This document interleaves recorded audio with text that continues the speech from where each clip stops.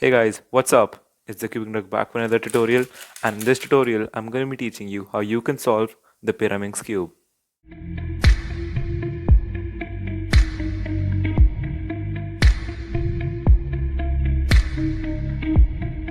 As most of you might have noticed, this is my first video after an year of not uploading videos, and this Pyraminx tutorial was requested by this user on the screen right now. And I've got various comments saying that I should continue YouTube, so here I am.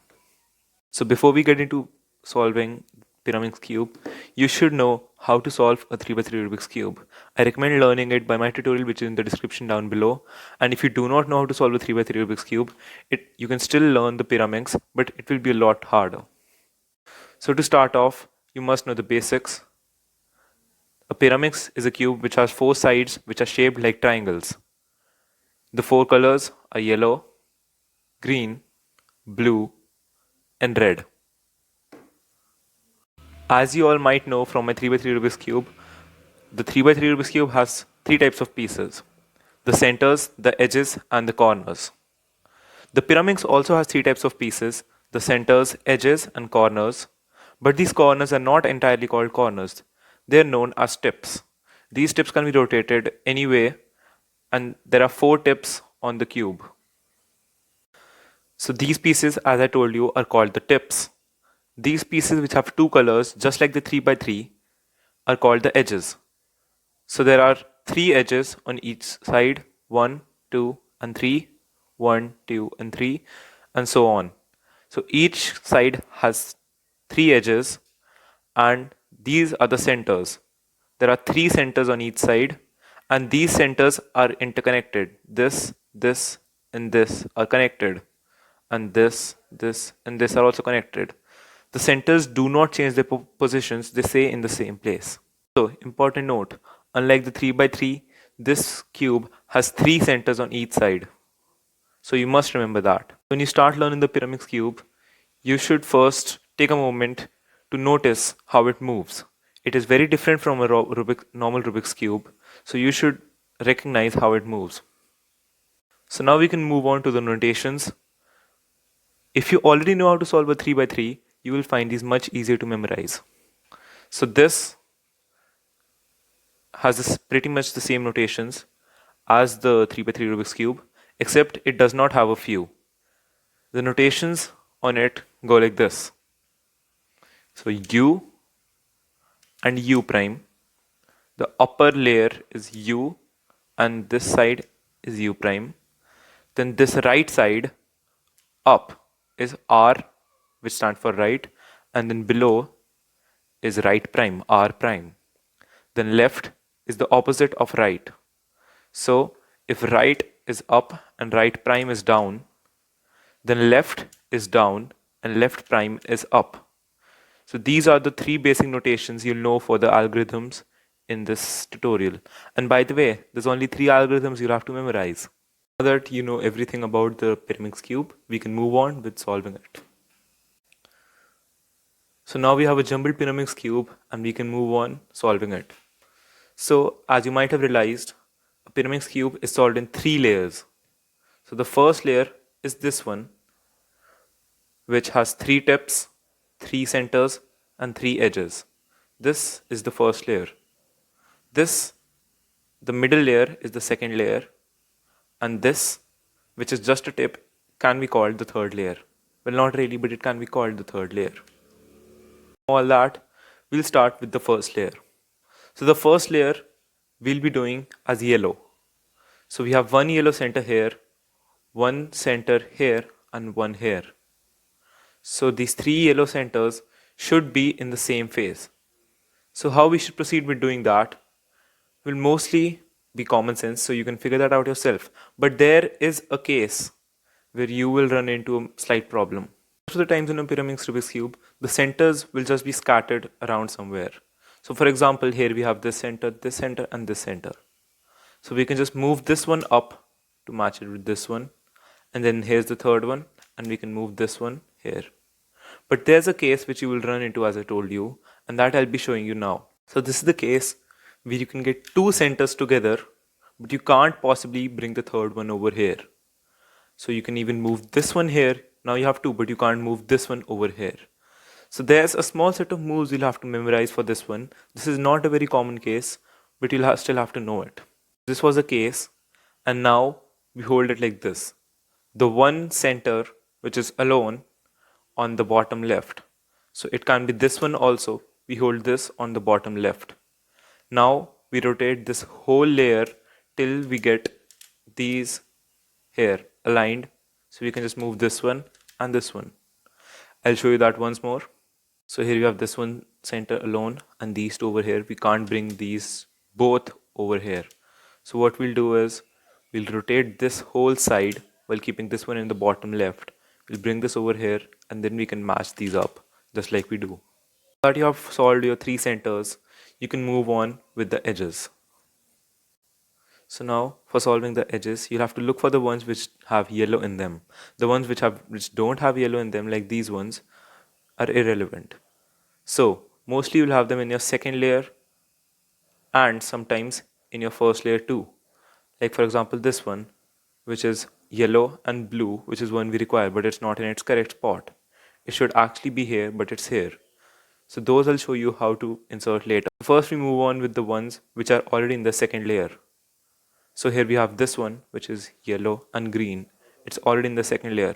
So we align the green with the green. So for example, green, we'll align it with the green center here and we'll do this set of moves. We don't have to align it like this, where yellow is facing us. Where green is facing us, aligned with the center, this is what we'll have to do.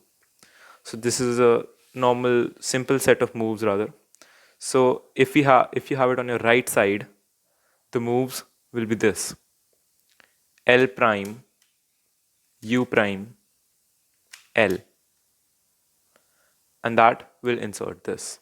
This is the second case, which is the inversion of those moves. So that time we had it on the right, now we have it on the left.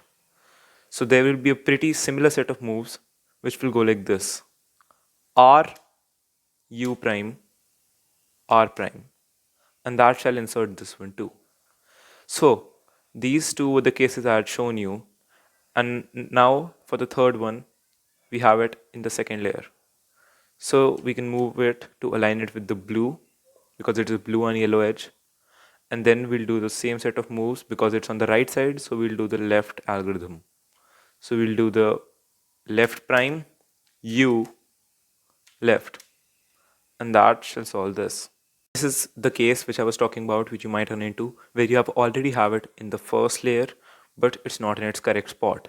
For example, here we have the yellow and green one, which should be here, and in the yellow and green one spot, we have the blue and yellow one, which should be here.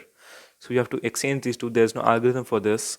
So you'll have to insert a false edge, which can be any non-yellow edge. So we'll insert this one, for example. We'll take this one because it's already here. So we can just do the set of moves L prime, U, L, and that inserts the false edge here. And now we can take this one, which is the one we want to insert here, and insert that. So it's on the left side, so we'll do the right algorithm. So we go like this: R, U prime, R prime, and that inserts this one. And now this is the last one. Here we have it on the left side, so we do the same set of moves: R, U prime, R prime. And now our first layer should be complete by any case. And also you can solve the tips anytime because they don't matter with the edges and the centers. So for example, I can just rotate this tip and it will be solved, and I can just rotate this tip also to be solved, and I can rotate this one also if I want, but in this case we have completed our first layer, so we don't really care for that one. If you hold your solved side on the bottom, you should only see the remaining three colors, which are red, green and blue. If you see any part of yellow, that means you have made a mistake and you have not solved your first layer. We can move on to solving a second layer. So for solving the second layer, the first step you'll have to do is rotate this till the centers are aligned with the respective colors. So for example, here red is aligned, green is aligned and blue is aligned. So now we can move on to solving these three edges and a cube will be solved. So for the second layer, you can run into a few cases which require algorithms to solve. So the first case is this one, where they are random. Not even one is in the correct place. So we have this one and this one. all of them are placed wrong. The second case is this one, where one is in the correct place, but two of them are also in the correct place, but they are inverted. For example, red needs to be here and blue needs to be here, and so here also. And the third and final case is this one, where they are not in the correct places, but they sort of form a pattern unlike the first one. For example, blue and blue are here, and red and here, and green are here. So they sort of look like a pattern, and this is the third case. This was a first case where we had all the three of them random and not any of them in the correct spots. So here we have an algorithm which is fairly easy as compared to some of them in the 3 by 3 and the cubes. So it goes like this. You can hold it in any position. Yellow is facing down, and you can do the algorithm R U R prime U R U R prime. So if you do that once, nothing changes. It should change, but if it doesn't change, you can do it again. R U R prime U R U R prime. And now we get this case, which is the second case. So now that you solve that case, we can move on to this one. You can directly also have this one, and this is the algorithm for it. We put the solved one on the back, and the two which are in the spaces but inverted, we put them on the front, and we do this algorithm. R prime L R L prime U L prime U prime L, and that should solve the cube. I'll be showing you that algorithm once more. So we put the solver on the back and these two in the front, and we then do the algorithm R prime L R L prime U L prime U prime L, and that gives us a solved cube. So now for the third case, which has sort of this pattern formed around in the second layer, and the way we solve this one is by the same algorithm I showed you in the first case. So that went, you can hold it in any position, by the way, like this, or any matter, it doesn't matter. So the same algorithm, you do it R U R prime U R U R prime. You might have to do this once or twice. So here I did it once and it did not solve the cube, so I do it again. You can get it solved in one, but you might have to do it twice. So we do it again.